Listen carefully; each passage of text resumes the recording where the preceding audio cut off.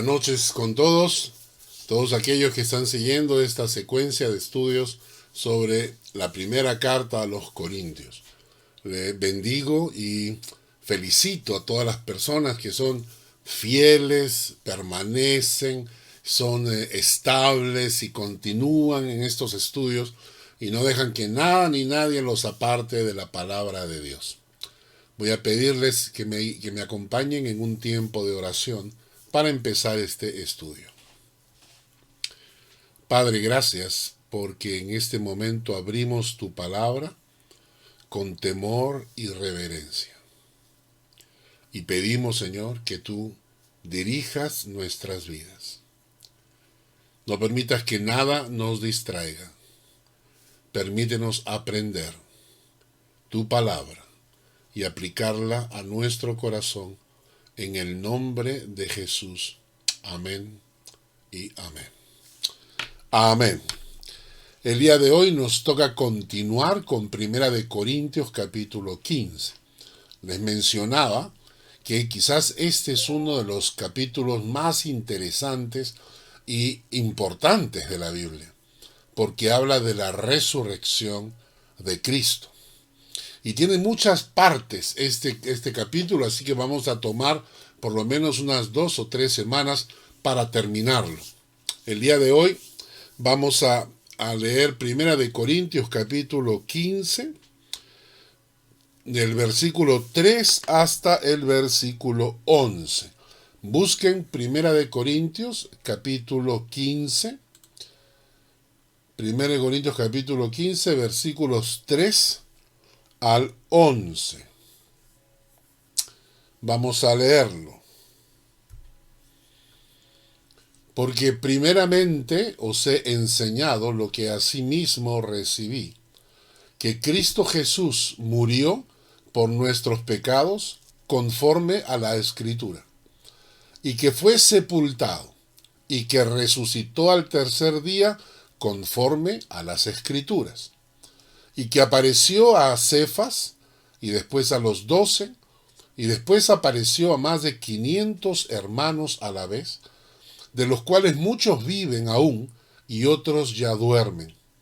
Y después apareció a Jacobo, después a todos los apóstoles, y al último de todos, como a un abortivo, me apareció a mí.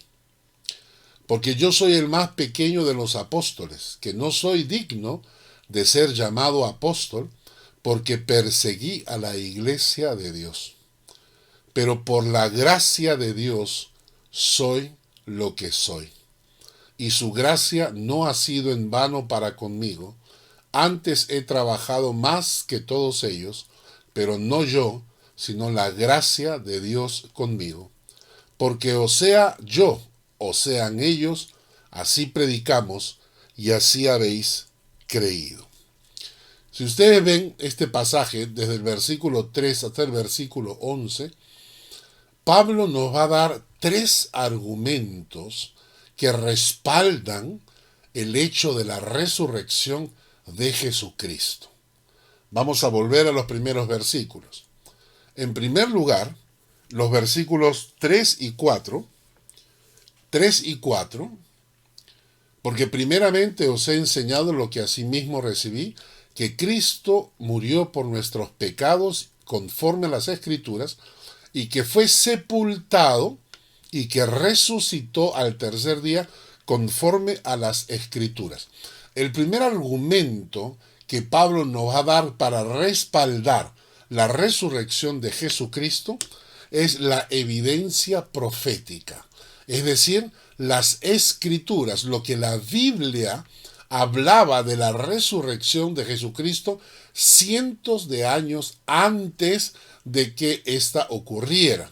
Entonces, el primer argumento de Pablo para defender y respaldar la resurrección de Jesucristo es las Escrituras, o mejor dicho, las profecías que estaban escritas en la palabra. Esto se da en los versículos 3 y 4. Luego tenemos los versículos 5 al 8, que apareció a Cefas y después a los 12, y después apareció a más de 500 hermanos a la vez, de los cuales muchos viven aún y otros ya duermen. Y después apareció a Jacobo, después a todos los apóstoles y al último de todos, como a un abortivo, me apareció a mí. El segundo argumento que utiliza Pablo para respaldar la resurrección de Jesucristo es los testigos presenciales que lo vieron resucitado durante 40 días antes de su ascensión. Repito, el segundo argumento que Pablo va a utilizar es la cantidad de testigos que lo vieron resucitado durante 40 días antes que fuera ascendido a los cielos. El segundo argumento. Y el tercer argumento lo pone Pablo desde el versículo 9 hasta el versículo 11. Pues dice, porque yo soy el más pequeño de los apóstoles, que no soy digno de ser llamado apóstol porque perseguía la iglesia de Dios.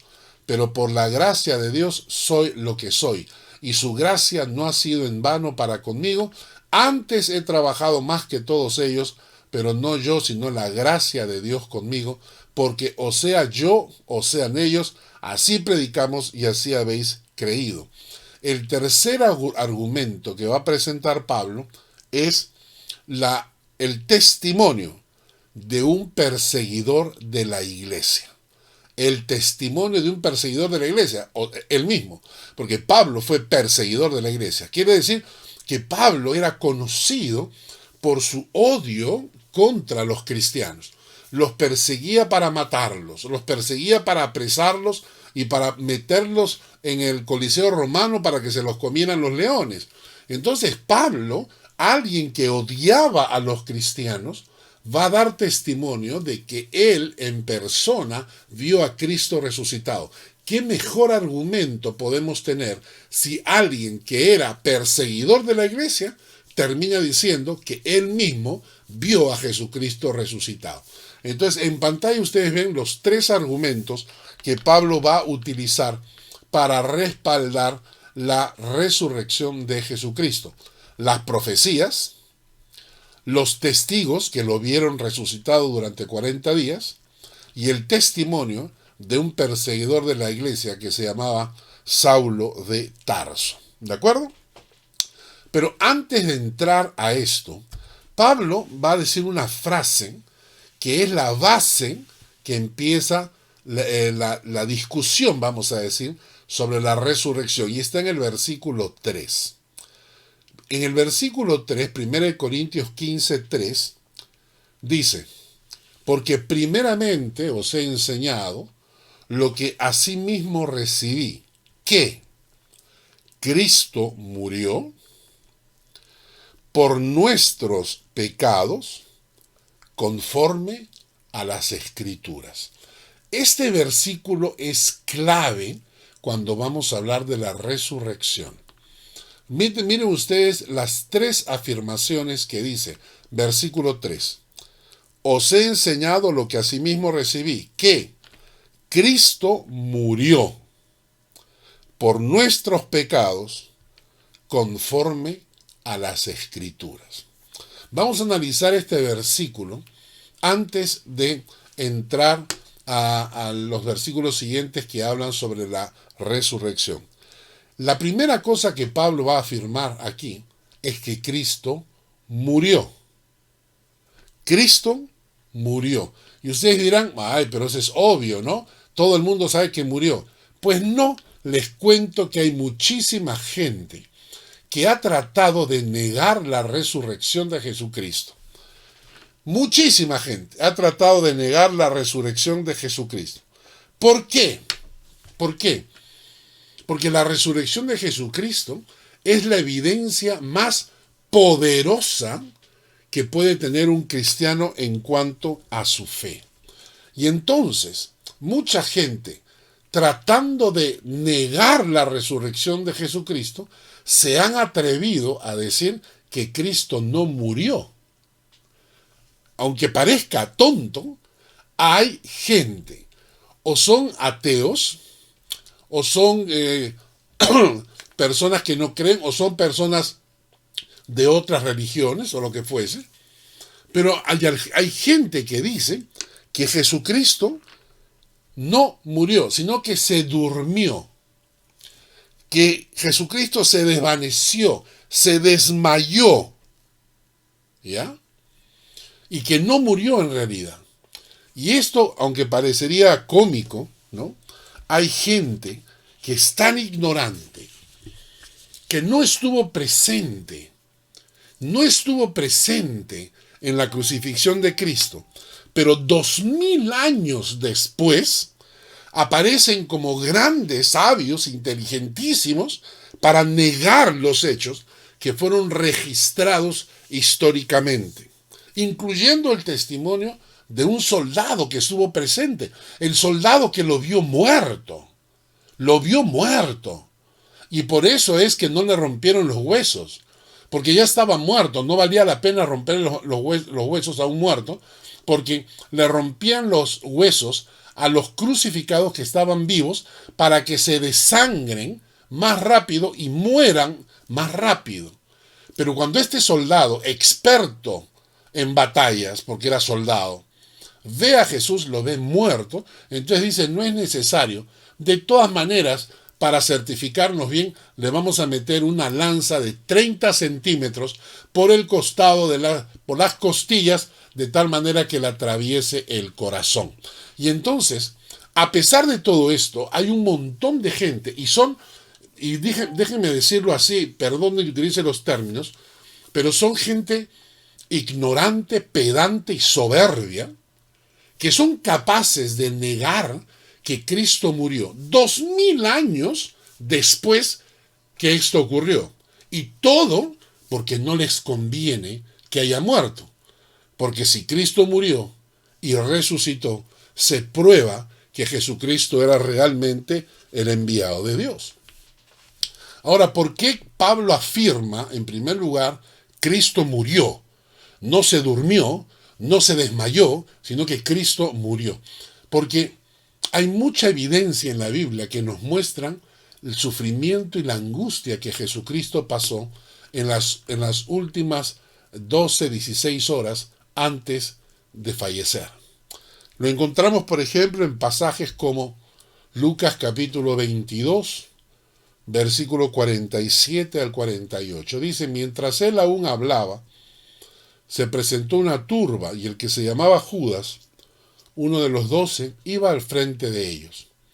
Y se acercó hasta Jesús para besarle, y entonces Jesús le dijo, Judas, con un beso entregas al Hijo del Hombre. Era de noche cuando lo fueron a apresar a Jesús. Cuando Judas lo entrega, lo traiciona, ellos acababan de terminar la Santa Cena. La última cena de noche se calcula que serían entre las 9 y las 10 de la noche, cuando apresan a Jesús. ¿De acuerdo? Siguiente pasaje nos dice, y prendiéndole, le llevaron y le condujeron a casa del sumo sacerdote. Y Pedro le seguía de lejos. Y habiendo ellos encendido fuego en medio del patio, se sentaron alrededor y Pedro se sentó también entre ellos. La casa del sumo sacerdote tenía un patio externo. Bien podríamos decir que era un patio, vamos a decirle un patio más o menos grande, como un jardín más o menos grande. Estaríamos hablando de unos 100 metros cuadrados, no más. Tampoco nadie tenía un patio más grande que ese en su casa. Quiere decir que cuando a Jesús lo llevan al patio del sumo sacerdote y Pedro está ahí, la distancia entre Jesús y Pedro no eran kilómetros. Eran probablemente unos 10 metros o unos 15 metros de distancia. Pedro está viendo cómo Jesús sufre. Lo interesante que cuando leemos el texto nos dice en Lucas 22, los hombres que custodiaban a Jesús se burlaban de él y le golpeaban. Y vendándole los ojos, le golpeaban el rostro y le preguntaban diciendo, profetiza, ¿quién es el que te golpeó? A Jesús lo tuvieron toda la noche en una tortura permanente. Le golpeaban los ojos, le vendaron los ojos para que no viese venir el golpe. Si tú tienes los ojos abiertos y alguien te va a golpear, tiendes a protegerte con las manos. Pero si te tapan los ojos y te golpean en la cara, no tienes manera de defenderte. Recibes el golpe en seco. Esto quiere decir que muy probablemente le destruyeron la cara. El rostro de Jesús estaba lleno de contusiones, lleno de moretones, ensangrentado, muy probablemente los ojos hinchados por los golpes que le estaban propinando. En Lucas 22:66 dice, cuando era de día, se juntaron los ancianos del pueblo, los principales sacerdotes y los escribas, y le trajeron al concilio. Ha pasado toda la noche. Un pasaje menciona que las personas, los soldados, incluyendo a Pedro, tuvieron que encender una fogata en medio del patio del sumo sacerdote para poder soportar el frío. Jesús está siendo golpeado. Está con contusiones en todo el rostro y en todo el cuerpo. Está sangrando. Tiene los ojos hinchados. Se muere de frío. Tiene sed y no le dan nada de tomar. Ha pasado toda la noche tiritando de frío, mientras los otros se calentaban alrededor de la fogata. Cuando amanece, en la mañana, se juntaron los ancianos del pueblo, y los principales sacerdotes y los escribas. Marcos 15:1 dice, muy de mañana, habiendo tenido consejo, los principales sacerdotes con los ancianos, con los escribas y con todo el concilio, llevaron a Jesús atado y le entregaron a Pilatos. Muy bien. Entonces, temprano en la mañana, estos sacerdotes judíos, estos fariseos, necesitaban la aprobación legal de la autoridad pública, porque ellos como sacerdotes no podían condenar a nadie a la crucifixión. Necesitaban el visto bueno, la aprobación de la autoridad política, que en este caso era Pilatos. Jesús no ha dormido. Tiene los huesos y los músculos entumecidos por el frío de la noche, por estar tirado en el piso. Tiene hematomas en el rostro. Lo han llevado atado, arrastrando para que vea a Pilatos. Pilatos, queriendo satisfacer al pueblo, le soltó a Barrabás y entregó a Jesús después de azotarle.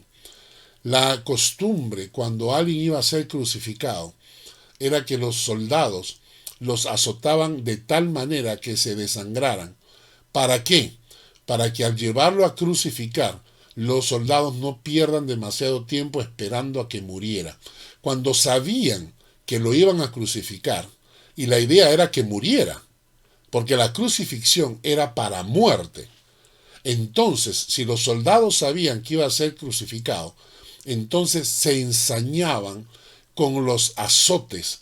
¿Para qué? Para que se desangre lo antes posible y ellos puedan irse a su casa más temprano y no tengan que quedarse a esperar a que el crucificado se demorara en fallecer.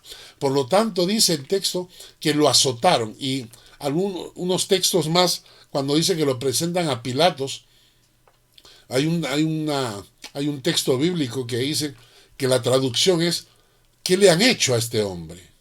¿Qué le han hecho a este hombre? Es decir, lo habían destrozado. Y Jesús está en carne viva. Lo han degollado literalmente. Toda su piel la han arrancado.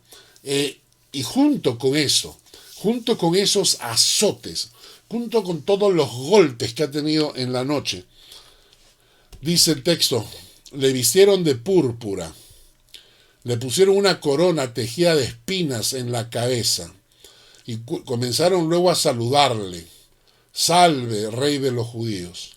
Y le golpeaban en la cabeza con una caña.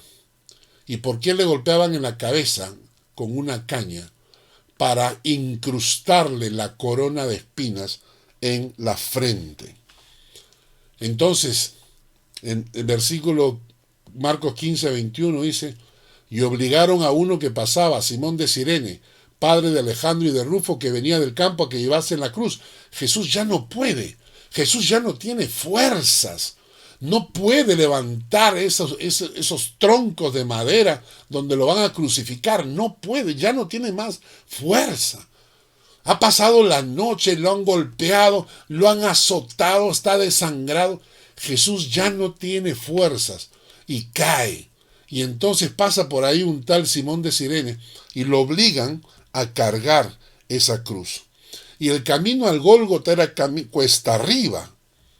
Y cuando llega arriba, sus manos y sus pies son perforados con clavos oxidados. Y luego levantan esa cruz y la dejan caer sobre un orificio en tierra y se le desgarran los músculos.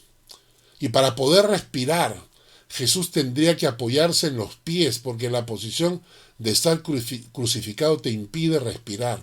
Para poder respirar, los crucificados se apoyaban en sus pies. En el caso de Jesús, él lo habían clavado. Él tendría que haberse apoyado sobre su propia herida para poder respirar. Mateo 27:50 dice: mas Jesús, habiendo otra vez clamado a gran voz, entregó el espíritu. 18 horas de suplicio y tortura llegaron a su fin. La tierra tembló, todo se oscureció. Cuando llegaron a Jesús los soldados, como le vieron ya muerto, no le quebraron las piernas. ¿Cómo lo vieron los soldados? Lo vieron muerto. Pero por si acaso lo perforaron con una lanza. Y todo esto le pasó a Jesús, ¿no? Y cuando uno ve todo esto, dices: Dios mío, qué martirio. ¿Por qué sufrió tanto? ¿Ustedes saben qué pasó? Un muchacho italiano acá en Suiza, un muchacho italiano hace unos años atrás, se cruzó con 4 skinheads. Skinheads son estos seguidores de los nazis que están por todo el mundo. Los 4 le dieron una golpiza tal que lo dejaron paralítico. ¿Saben cuánto se demoraron en dejarlo paralítico? 15 minutos. Hay un muchacho acá cerca de una ciudad de nuestra casa que se llama Arau. Saliendo de noche, se encontró con unos muchachos y estos muchachos le buscaron la pelea y lo golpearon, lo mandaron al hospital donde murió. ¿Cuánto demoró la pelea? 10 minutos. En Chile, un muchacho gay está caminando por la calle, 4 individuos en menos de 10 minutos lo dejaron moribundo. Durante 15 días agonizó en un hospital hasta que falleció. Pero hay sinvergüenzas hoy en día. Hay sinvergüenzas. Como la muerte de Cristo no les conviene, entonces comienzan a proclamar que Jesús no murió, sino que se desmayó. Se quedó dormidito. Y esto les muestra la sinvergüencería de alguna gente, capaz de negar la muerte de Cristo solo porque no les conviene que haya muerto. Entonces, cuando te encuentres con ese tipo de gente, no te dejes amedrentar. Cuando te encuentres con alguno de estos ignorantes que te dice que Jesucristo no murió, que se durmió, que se desvaneció, no te dejes amedrentar, porque esta gente solamente habla por ignorancia y porque le conviene. La verdad, como dice Pablo, es que Jesús murió. Jesús murió. Jesús realmente murió, y luego fue Nicodemo y lo sacaron y lo enterraron porque estaba muerto. En segundo lugar, Pablo dice: Cristo murió, y luego da la razón. Dice: por nuestros pecados. O sea, ¿por qué murió? Por nuestros pecados. Porque nos amaba. Porque sabía al final que nos esperaba esa maldición que controla y gobierna nuestra conducta desde nuestro nacimiento y que se llama pecado. ¿Entienden? Puedes ponerle el nombre que quieras, puedes llamarlo maldad, egoísmo, envidia, hipocresía, lo que tú quieras. Pero hay una maldición que gobierna al ser humano, que la Biblia le llama pecado. Y ese pecado hace del ser humano su esclavo. Y por el hecho de que el hombre es esclavo del pecado, está obligado a pecar, también le espera al final una condenación. Y esa condenación que le espera al hombre es la razón por la cual Jesús dijo, yo tengo que hacer algo por la humanidad. Miren lo que dice Primera de Corintios capítulo 6, versículos 9 al 11. Dice, ¿no sabéis que los injustos no heredarán el reino de Dios? No erréis, ni los fornicarios, ni los idólatras, ni los adúlteros, ni los afeminados, ni los que se echan con varones, ni los ladrones, ni los avaros, ni los borrachos, ni los maldicientes, ni los estafadores heredarán el reino de Dios. Y esto erais algunos, mas ya habéis sido lavados, ya habéis sido santificados, ya habéis sido justificados en el nombre del Señor Jesús y por el Espíritu de nuestro Dios. Vamos a tratar de entender esta situación. El problema del hombre es su pecado. Por encima de todo. El problema del hombre no es su pobreza, no es su soledad, no es su futuro. El gran problema del hombre es su pecado, porque su pecado lo aleja de Dios e impide que Dios actúe en su vida y pueda bendecirlo. Repito, el problema del pecado bloquea nuestra comunión con Dios e impide que Dios pueda bendecirte, porque hay una barrera que se levanta entre Dios y el hombre, que se llama el pecado, porque Dios es santo. Y todos hemos pecado y hemos roto la ley de Dios. Y entonces, Dios es santo, y como es santo, no acepta ningún tipo de vestigio de pecado alguno. Por eso establece que la paga del pecado es la muerte. ¿Y qué significa eso? Significa que muerto el perro se acabó la rabia. Muerto el pecador se acaba el pecado. ¿Cómo podemos librarnos de esa condena de pecado? Es muy simple. Paga tu deuda. Tienes una deuda de pecado y la paga del pecado es la muerte. Paga tu deuda. Muere por tu pecado. O consigue que alguien pague por ti. Y esto es lo que Cristo vino a hacer. Muerte sustitutoria. Romanos 5:8 dice, mas Dios muestra su amor para con nosotros en que siendo aún pecadores, Cristo murió por nosotros. Entonces Cristo viene y muere en forma sustitutoria en nuestro lugar en aquella cruz, cargando no sus pecados, sino los nuestros. ¿De acuerdo? Pero Pablo añade, dice, Cristo murió por nuestros pecados, y añade una frase, de acuerdo a las Escrituras. De acuerdo a las Escrituras. Qué precioso. Miren estos pasajes que hablan de la muerte de Cristo, cientos de años antes de que Jesús naciera. Isaías 53, versículo 4 al 6. Ciertamente llevó él nuestras enfermedades, sufrió nuestros dolores, nosotros le tuvimos por azotado, por herido de Dios y abatido. Mas él herido fue por nuestras rebeliones, molido por nuestros pecados, y el castigo de nuestra paz fue sobre él, y por su llaga fuimos nosotros curados. Todos nosotros nos descarriamos como ovejas, cada cual se apartó por su camino, mas Jehová cargó en él el pecado de todos nosotros. Cristo murió por nuestros pecados de acuerdo a las escrituras que estaban profetizadas. Isaías escribió esto 600 años antes de que Jesucristo naciera. Isaías 53:10.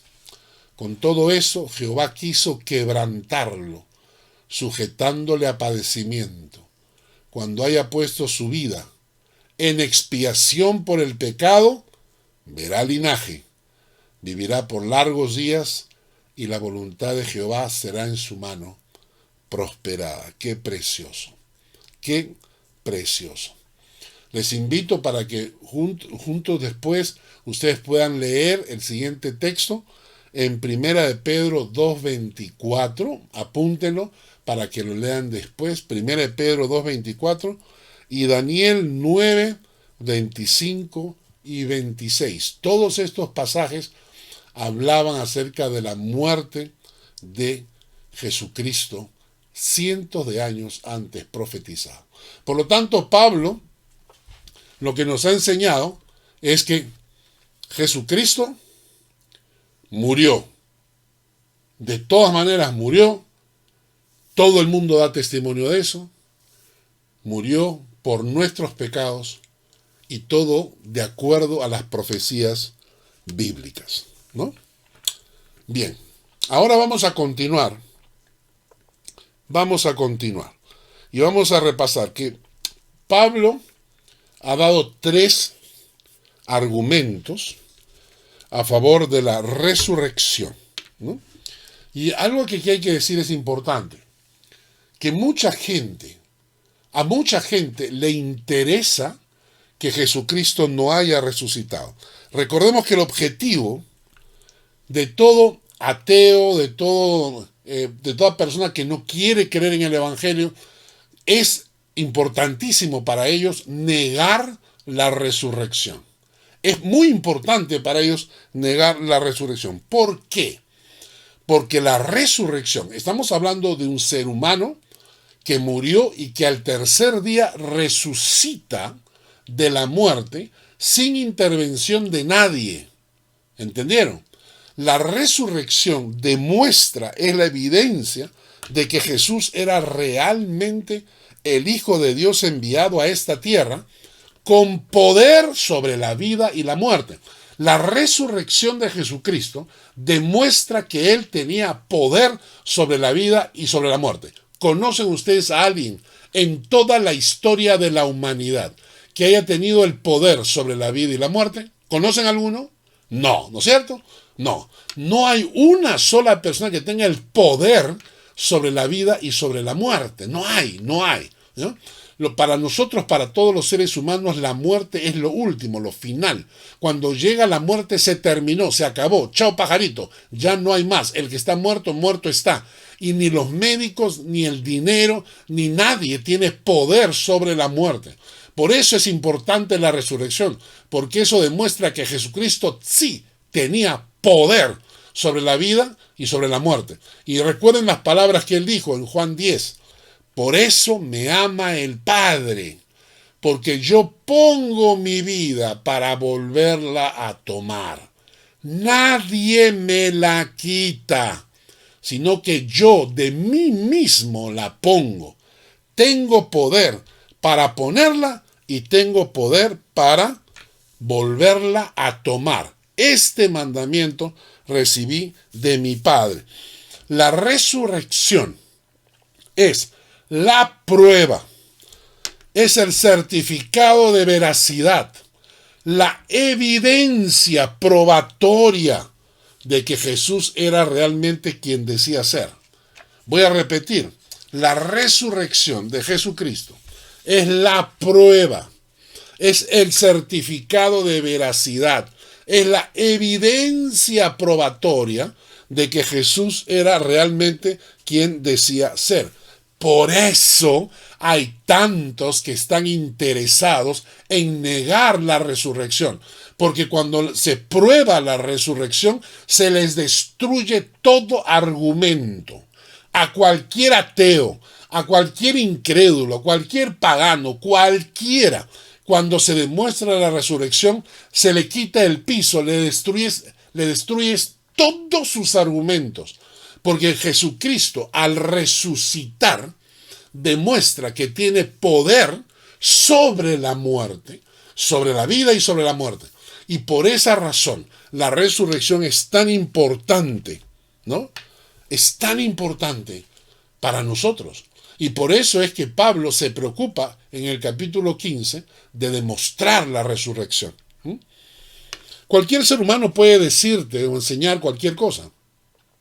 ¿Cómo sabes tú que es cierto y que tiene razón? ¿Qué pasa si está equivocado? ¿Qué pasa si es un estafador o un mentiroso? Pero si yo tengo delante de mí a alguien que es capaz de levantar muertos, de hacer caminar a paralíticos, de sanar a los ciegos, pero sobre todo alguien que tiene el poder para poner su vida cuando le da la gana y tomar la vida nuevamente de la muerte cuando le da la gana, solo un necio no deposita su fe en esa persona. ¿Entendieron? Porque si alguien estuvo muerto por 3 días y de propia voluntad regresa a la vida, resucita, y ese personaje que ha resucitado te dice: yo soy el camino, la verdad y la vida, nadie viene al Padre si no es por mí, entonces estás en la obligación de creerle. Porque el que tiene poder sobre la muerte, ese es Dios. ¿Entendieron? La muerte es el poder último sobre todos los seres humanos. ¿Qué significa que una persona tenga poder sobre la vida y sobre la muerte? Que una persona tenga el poder de resucitar. Estamos frente al verdadero Hijo de Dios que pisó esta tierra.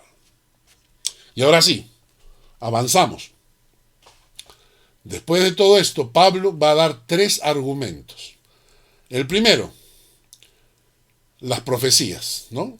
Dice: Cristo murió por nuestros pecados conforme a las Escrituras, que fue sepultado y que resucitó al tercer día conforme a las Escrituras. Lo que está diciendo aquí Pablo es que la palabra de Dios afirmaba que Cristo iba a morir y que iba a resucitar, que la muerte no tendría poder sobre él. Vamos a leer un texto que está en Hechos de los Apóstoles, capítulo 2, versículos 22 al 28. Está predicando Pedro su primera prédica y dice: varones israelitas, oíd estas palabras.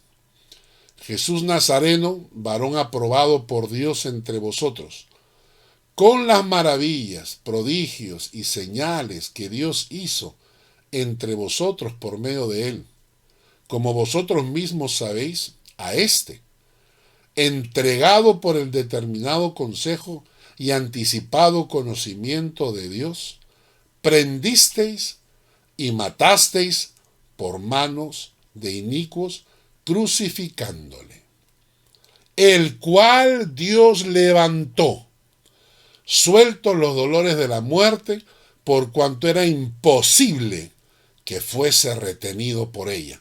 Imposible que fuese retenido por la muerte. Porque David, dice él, veía al Señor siempre delante de mí, porque está a mi diestra, no seré conmovido. Por lo cual mi corazón se alegró y se gozó mi lengua, y aún mi carne descansará en esperanza, porque no dejarás mi alma en el Hades, el lugar de los muertos, ni permitirás que tu santo vea corrupción. Profecía, 1000 años antes de Jesucristo, de que el alma del Mesías no se iba a quedar en el Hades, en el lugar de los muertos.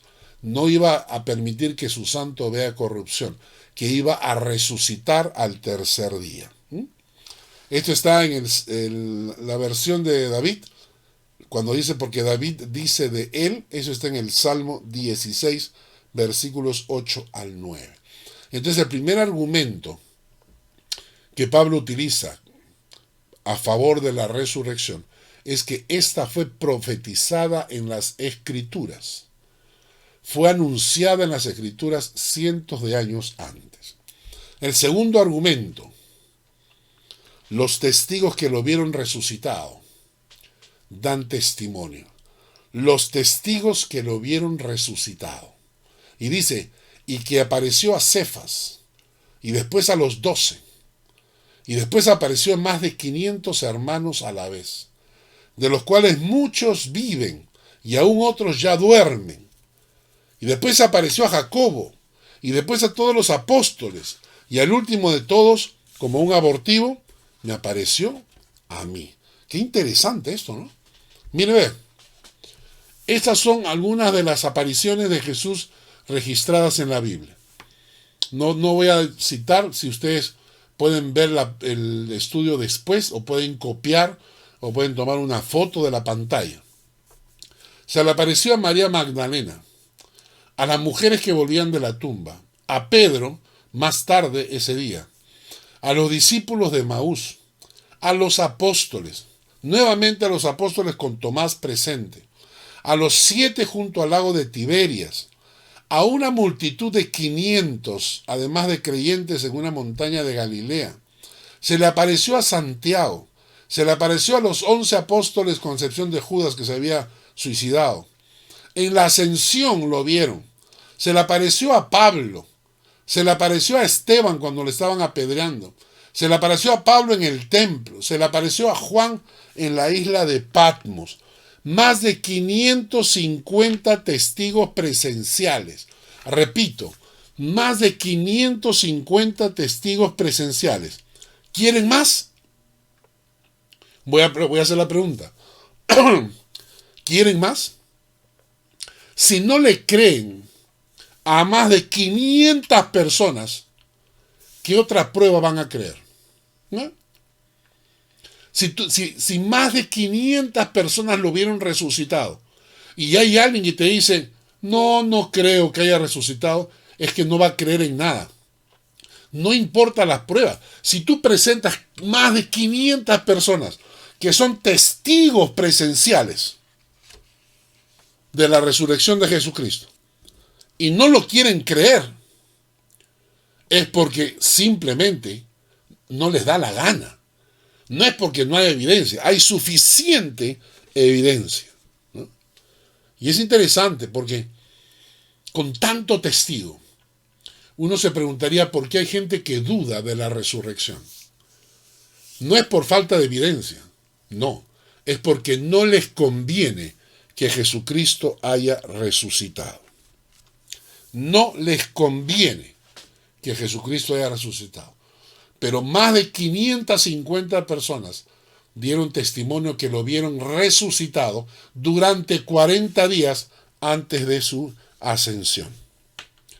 Y lo interesante es esto, y tomen nota, que cuando apresan a Jesús, debemos recordar que los sacerdotes estaban evidenciando un poder impresionante.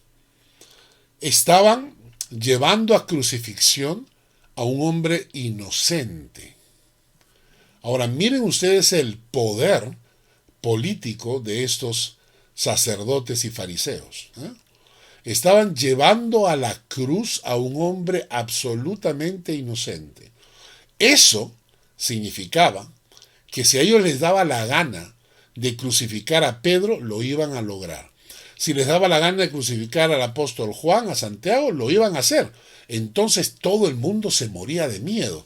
Por eso es que cuando apresan a Jesús, todo el mundo sale huyendo, porque todos ellos estaban protegiendo sus vidas y protegiendo a sus familias.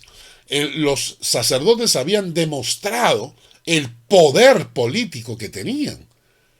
Y wow, si tú te encuentras a alguien que puede meterte a la cárcel cuando le da la gana, tú tienes miedo. Y todos los apóstoles tenían miedo.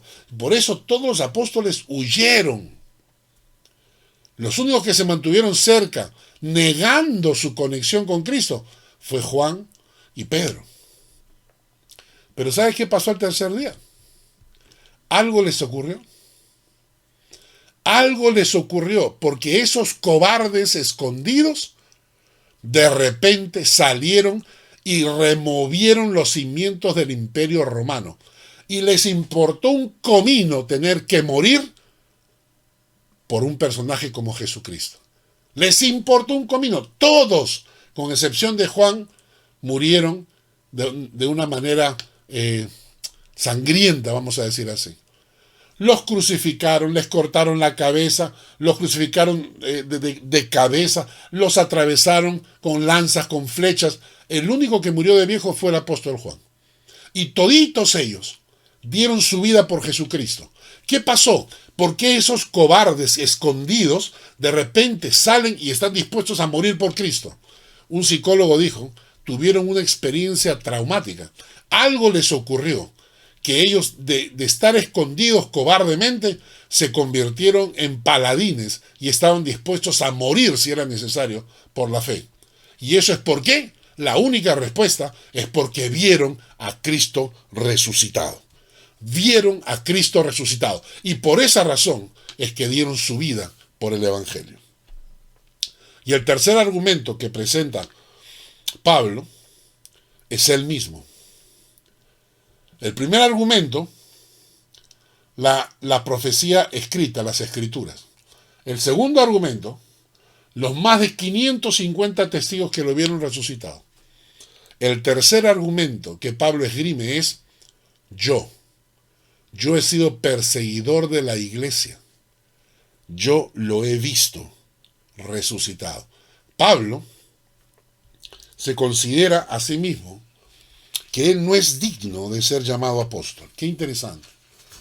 ¿Saben quién habla?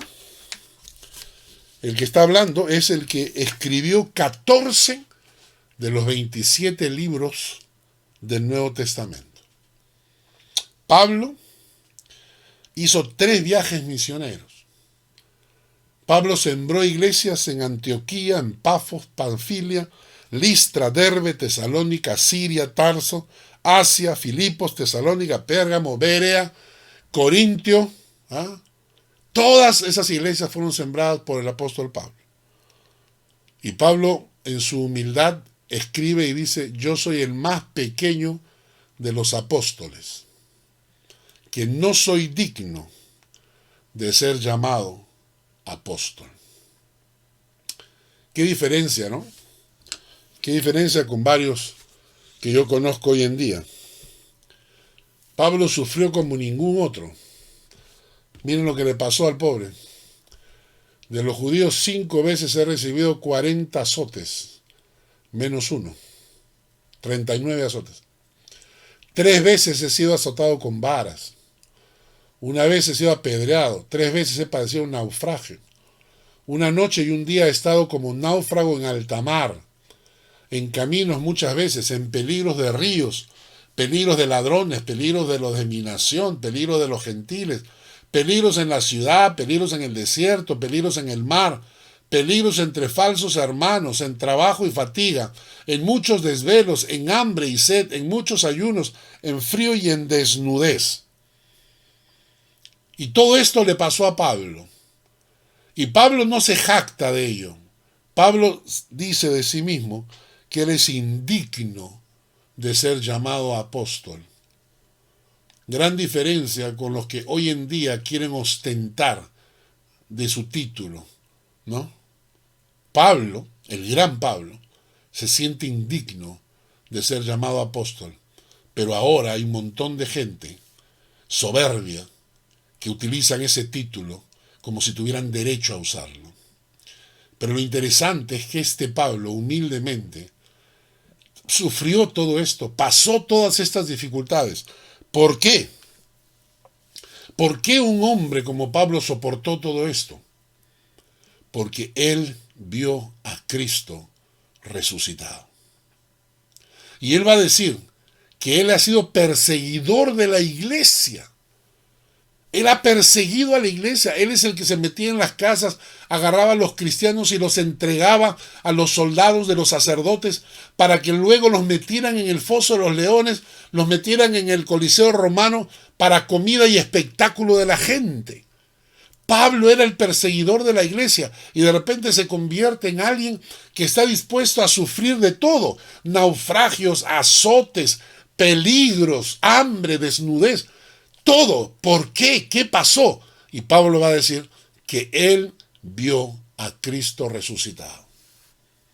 Si no le creemos a Pablo, ya sería el colmo.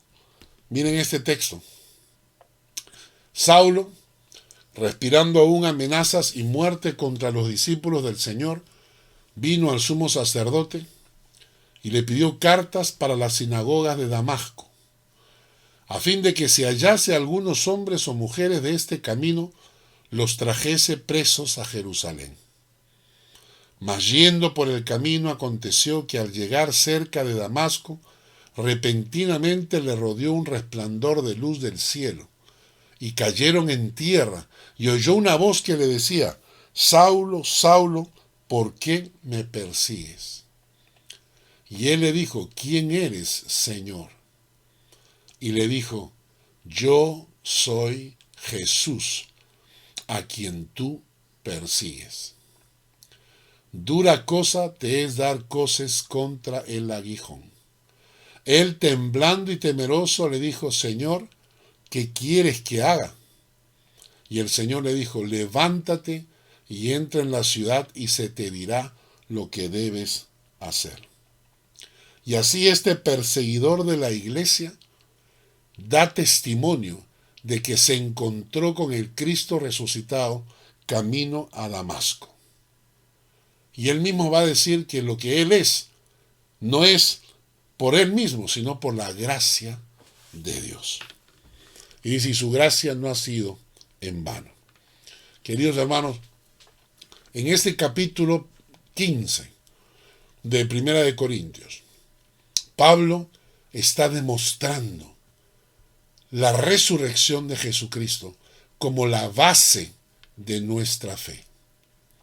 Y para eso ha utilizado tres argumentos: la evidencia bíblica, los más de 550 de testigos presenciales que lo vieron resucitado, y su propio testimonio de un perseguidor de la iglesia que se encontró con el Cristo resucitado y que le cambió la vida.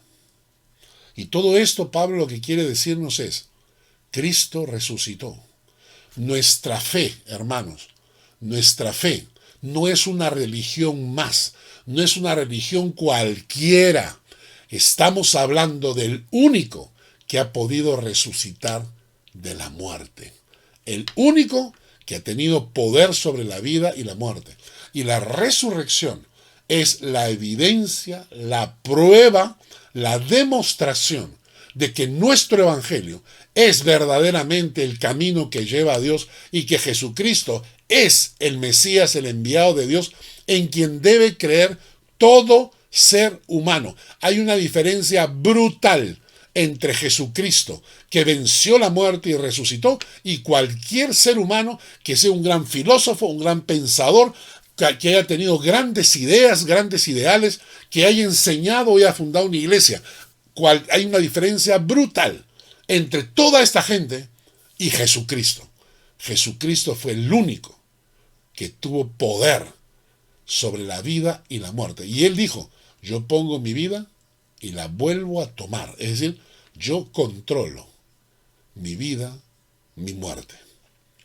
Jesucristo, el Rey de Reyes, él viene por segunda vez.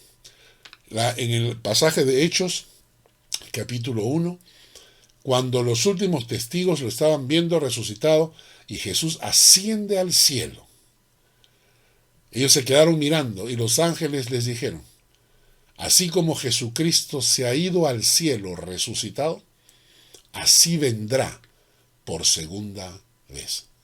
¿Estás esperando al Cristo resucitado? ¿Estás viviendo una fe basada en un Cristo resucitado? Que Dios bendiga toda la palabra en nuestro corazón, que nos dé la fe, la visión, para saber que estamos sirviendo no a un muerto, estamos sirviendo a un vivo. Por eso cuando llegaron las mujeres al sepulcro y no encontraron, entonces el ángel se apareció y les dijo: ¿por qué buscáis entre los muertos al que vive? Ha resucitado. Vamos a orar. Gracias, oh Dios, por esta palabra, por esta enseñanza. Guíanos, oh Dios, para que nuestros corazones entiendan el privilegio que tenemos de creer en Cristo resucitado y las pruebas, las evidencias que hay sobre tu resurrección. Gracias, oh Dios. Bendícenos y guíanos en el nombre de Jesús. Amén y amén. Que Dios les bendiga. Nos vemos la próxima semana para continuar estudiando el capítulo 15 de Primera de Corintios. Dios les guarde. Hola, bienvenido a la Iglesia Cristiana Hispano-Suiza. En unos momentos empezará la emisión en vivo. Por favor, prepara los siguientes materiales.